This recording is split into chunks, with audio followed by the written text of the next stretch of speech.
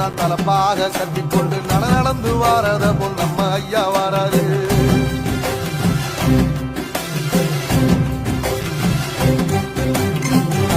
கொடுத்தது என்ன சீதக்காரி இறந்தது என்ன ஐயா உசுறு வர அள்ளி அள்ளி தருவாரு. சாதிக்கு ஒரு சங்கம் வச்ச நாட்டுக்குள்ள எல்லா சாதிக்கு ஒரு கோயில் போல வராது.